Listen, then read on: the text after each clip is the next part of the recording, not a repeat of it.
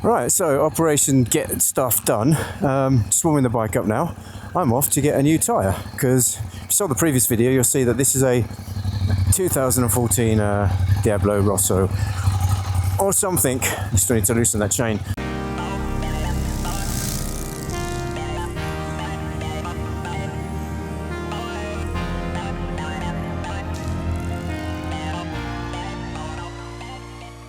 Now, I'm skint. It's the end of January. Christmas wiped me out. And speaking of money, how about the 20 bucks you owe me? There's a Rosso Corsa 2 on the front that's got loads of grip, and that's a 221. I suppose it's the cardinal sin, and you can all slag me off, but for now, I'm just changing the rear, and I'm putting on a Rosso Diablo Rosso 4, not the Corsa, the Rosso 4, and then next month, I'll change that to match it up. Slightly softer on the front and there, but it's just literally for a couple of weeks or maybe a little bit less. Now, I didn't bother filming it. I've put some R and G bar ends on. The originals were missing, so I put them on there. So it looks a bit neater and should offer a little bit of protection if something should happen. And I'm a complete and utter knob, moving the bike. Literally, I broke off an indicator. Well, it's not broken, it's kind of come out of its housing and I can't seem to get it back in. So I need to find a way of doing that. I tried everything, it just wouldn't push back in. So I need to take the thing off and fathom that out. I'm a freaking knob and I'm so annoyed at myself. Literally. Anyway, off to get the tyre changed at Mick Sermon's. It's wet. It's horrible.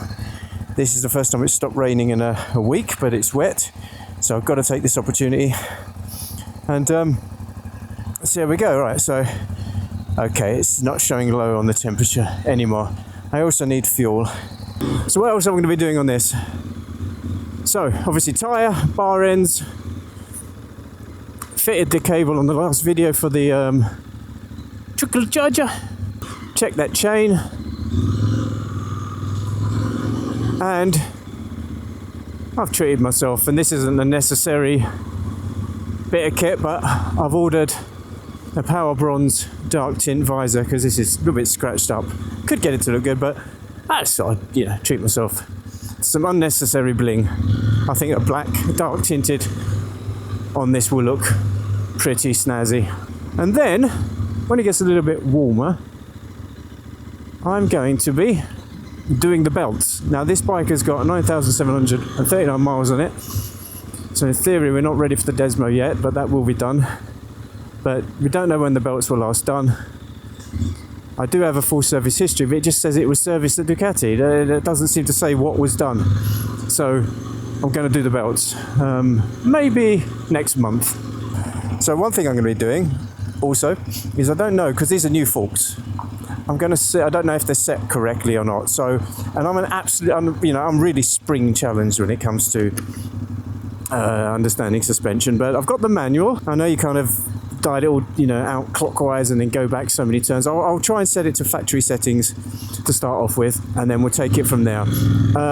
Obviously, doing it myself means I'll learn, and I suppose the advantage of putting it on video is you can all call me a cock when I get it wrong, but then also, after calling me a cock, give me some advice on how I should have done it. Here we are, about to turn up to the fantastic Mick Sermon's.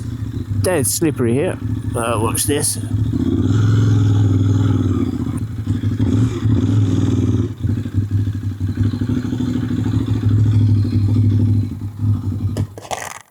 Right, let's pop in.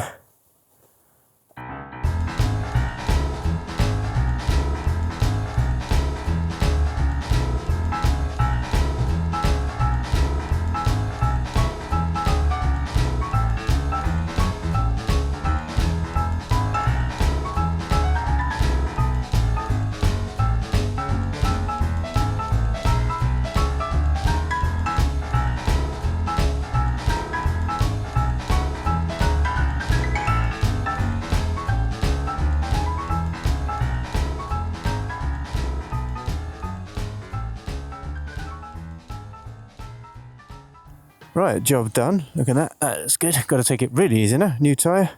Slippery as fuck. Horrible. And what's really nice is one repaired indicator. Yeah, they're really good here. Great old school proper mechanics. Right, let's get back. And maybe at some point my new screen will turn up today, and if it does I'll get that one today, if not, very soon. Alright, tyre done. Get back, take it really easy, everything is slippery. Sun's come out, but it's going to rain for the next 2 weeks according to the forecast. Oh, one thing I forgot to mention, which I didn't know, the mechanics, the big sermons, they tell me that these here are actually mirror extenders, which is fun, considering they're still crap. I don't remember. Oh yeah, they're supposed to go from there to there. Wow, I wonder if they're aftermarket mirror extenders or what, but cool. So I didn't know. Can't remember that on the old one. I'll have to have a look at pictures of the old one, the one in Italy. But I think you're right, I don't think they had that bit there. Alright, so just got back from getting the new tyre to find a package has arrived for me from Power Bronze. Okay.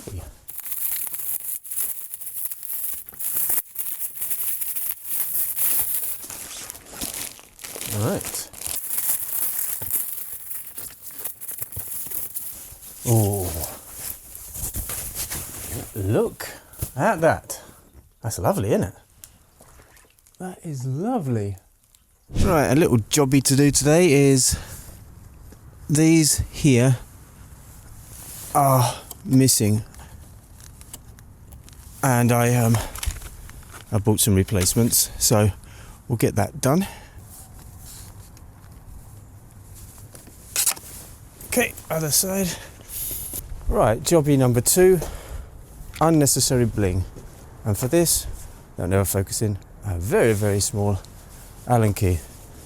I'll probably skip or fast forward this one because this is going to take a long time.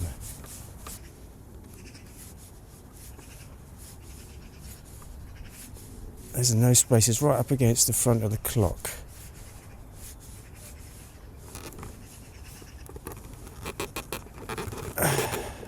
And I dropped it. Oh, where's that gone?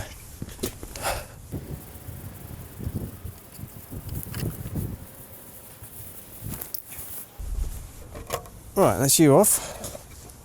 I don't know if you can see lots of really bad scratches, so yeah, that's a project.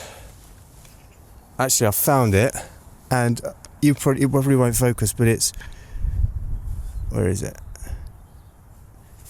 Down there. So I need to get some long pliers or something so I can pull that out.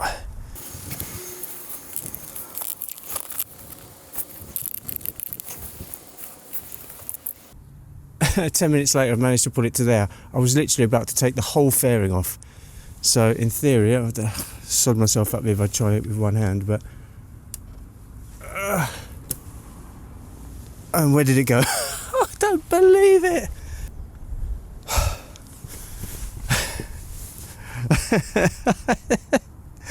Oh fucking hell.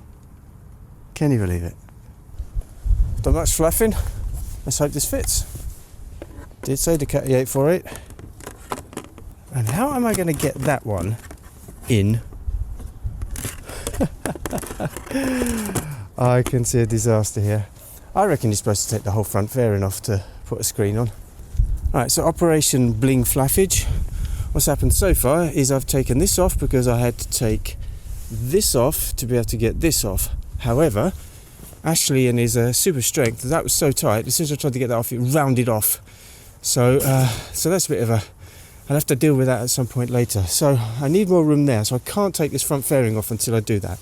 So what I've done then is I've taken off the indicators, taken off the bolt in there, and therefore I've got more room there to break something. See if I can get the bloody thing on that way. What a stupid idea. What a stupid idea I've had.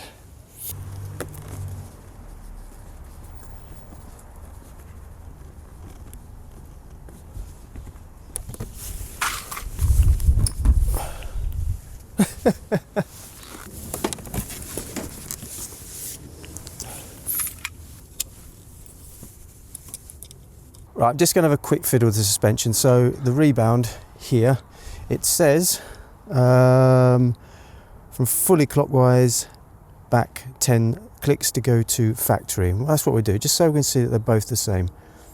So let's go all the way in.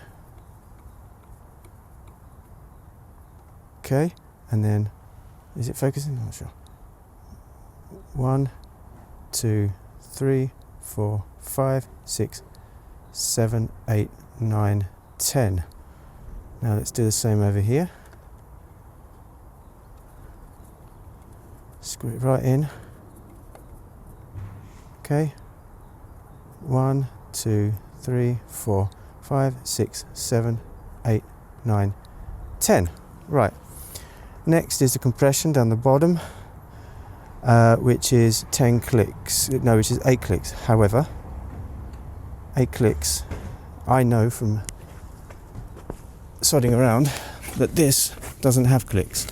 So what we'll do is we'll go all the way in, and then we'll go 1 turn.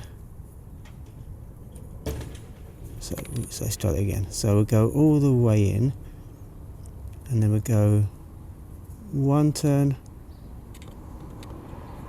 and let's do it as a half. And we'll do the same on the other side.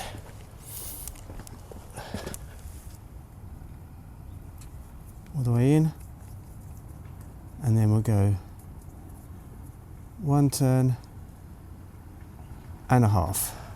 Okay. The rear, it's 2 turns from in on both. One is there and the other one is right fiddly. You've got to kind of get through there. So let's start with this. Let's go right in and then come back up 2. So 1, 2. Now I don't know how the hell you're supposed to get to that little tiny Allen key in there. It's in and down, so I don't even think you can see with this, but I think I'll abandon that. I did test it, it did feel pretty good, but yeah, this is only, like I said, a temporary job. At least I know the front's good now. Oh, and I've also done this. So these go the other way, fully out. That's for the spring preload. And I put them back in according to the manual. So yeah, it feels pretty good, but we'll get it out for a test. But you know, forgetting the flappage, I think that screen just gives it a nice little touch, doesn't it? It's lovely. It's not too dark, like I said, it's the tinted. Yeah, I really do like that. Right then, look at that. That is gorgeous, isn't it? So let's just take you along for a little ride on this cold, but can't believe dry day. This has been the first time I get to ride it on dry roads. So it's 9 degrees, which ain't too bad, but being a bit, you know, I've got my heated gear on nice and low, and I thought I'll just pop up to Infinity and maybe have a look at what's there. Just an excuse, isn't it, really? It's got a cafe and it's got a bike shop. What else can you really ask for? Straight away though, just before I forget, when I was riding it the other day and yesterday getting the tyre, I did notice a very, very slight understeer when turning right. Now that I've set the rebound and compression and preload to the factory settings, so far it feels as good dipping into the left and to the right, no more understeer. So I think that's what that was. The rear I think is a little bit hard, so I think I'll soften that off in a bit as well. So what do we think of the kind of dash, the clock? I mean, it looks quite modern considering. I mean, of course you've got a digital dash, and it's got all the information you need. It's not quite as sexy as a TFT, but obviously it's one step up from the clocks, even though, let's face facts, clocks are better. And you got all your information on there, like you can see here. You got your temper gauge. I presume you can see it on the camera. Is almost as big as the Speedo, because heat and speed go hand in hand with the Ducati. On the left, you've got trip A and trip B, and you can kind of move through that with your mode button up, over on the left hand switch bar thingy-majig. So, considering there's no fuel gauge, from my experience, and also what most people do every 100 miles or so. So I've got my trip A, and you got trip B as well. And you can, so every 100 miles I'll fill up. And yeah, there's lap timer. There's lap timer on this. There's bits and pieces. Oh, I've still got to set the clock. That's wrong. So yeah, it does what it's supposed to do. You have your kind of rev limiter indicators at the top. It's like 500 before, 200 before, whatever. And they will light up to tell you that you're getting close to the red line. I don't know what gear I'm in, but just pulls away, and you've got a real feel, that thumping L twin. I think really exaggerates the feel. My speed triple doesn't feel like that, even though it has more than that, because it's so smooth. It's just a real experience. It's I don't know, maybe like a Spitfire or something, or maybe the Fiat Italian World War II plane. I mean, the engine sounds like a fighter, doesn't it? And it does sound like a World War II propeller plane. Anyway, enough waffle. Comfort-wise, yeah, feel a little bit jacked up at the back, but that the same as the Fireblade. Not actually that much pressure on my wrists. It's actually quite nice. A little bit on the neck, but that's because I've got a thick jacket on with the Kai-seated vest underneath, kind of thickens it up. So, and of course, it's with the helmet on, it's pushing your head, upwards. So a little bit of a neck ache. But in general, no, it's quite comfortable. Quite kind of balled up a little bit here. It's not like a huge bike. I mean, and also though, I can slide a lot. I'm right down. It kind of pushes you down towards the tank, but feeling back, I've got a lot of space, to sit back a bit further, so I can kind of get on my the balls of my feet and just kind of push myself back a little bit, and that feels slightly different. But your legs are really quite, it's quite a lot of angulation on your legs. I mean, it's a sports bike, isn't it? Super bike. There's also something about riding a Ducati that's just inherently sexy, isn't there? Even in white. Temperature's sticking around about 66, something like that, obviously because it's fairly cool day. But yeah, it handles, it's solid, steady. Doesn't tip in amazingly sharply, but I know it does more than the 1098. And then, wow, it picks up. An absolute dream. And I just thought I'd mention why Ducati, to me, is something a little bit special and personal. Well, it's the whole Italian connection. I'm married an Italian.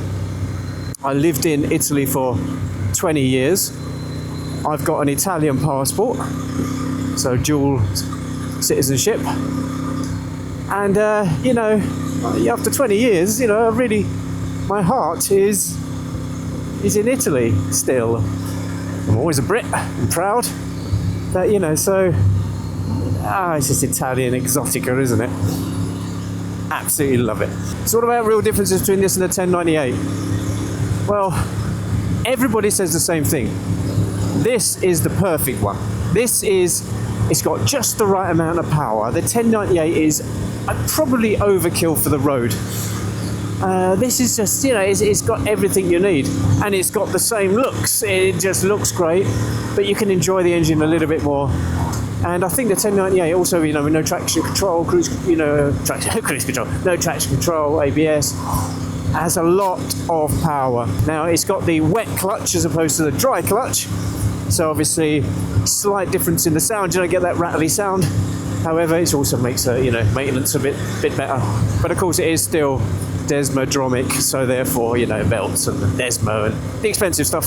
One thing to bear in mind, as when I went to took my hands off the bars to change the heat on my gloves, is the amount of engine braking is insane, obviously. But you look at, comes down. So I literally went like that. Oh, blimey. absolutely tons of engine braking. You don't really need to use your brakes, do you?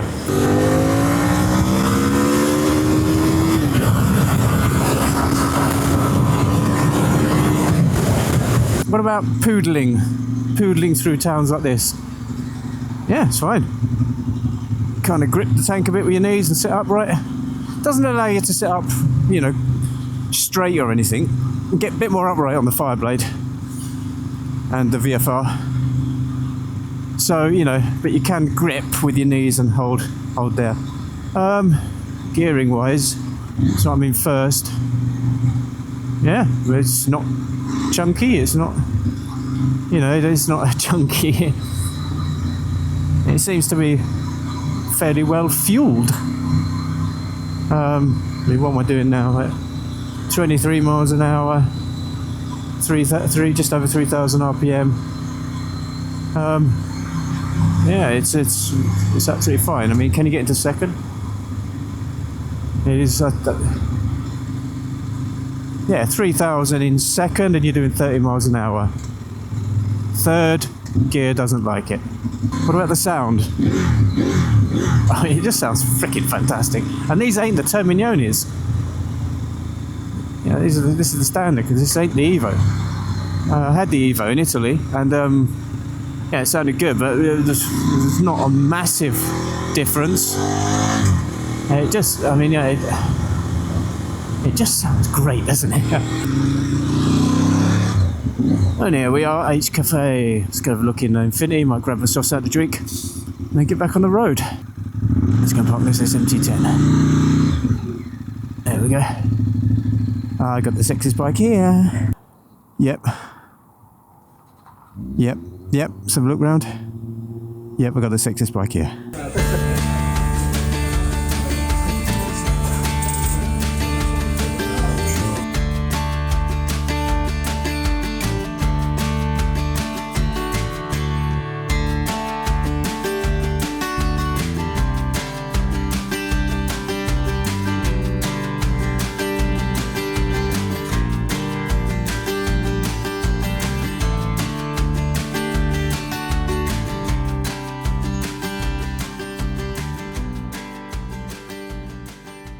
Right, that is my first ride out on TK421.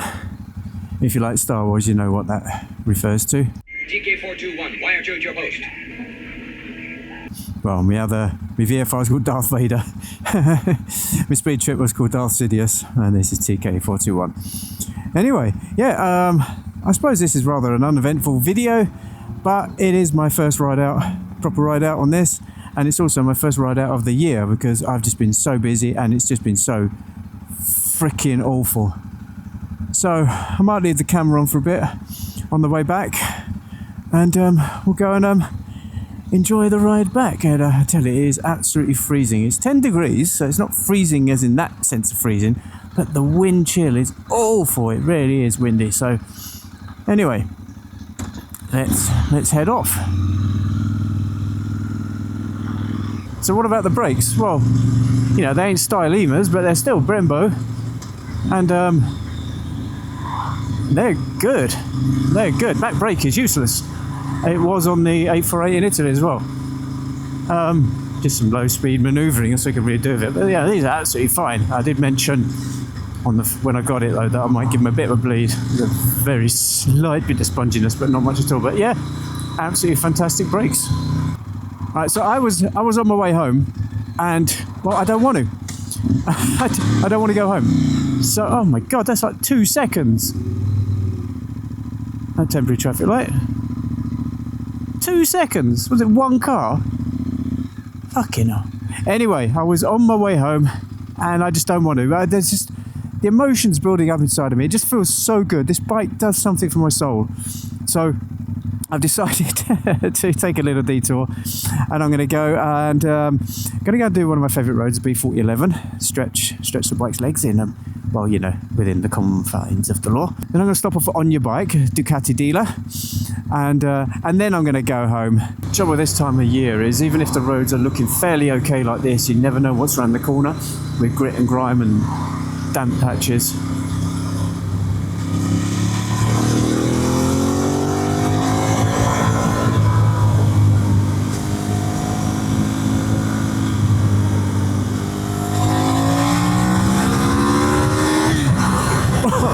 Make it quick.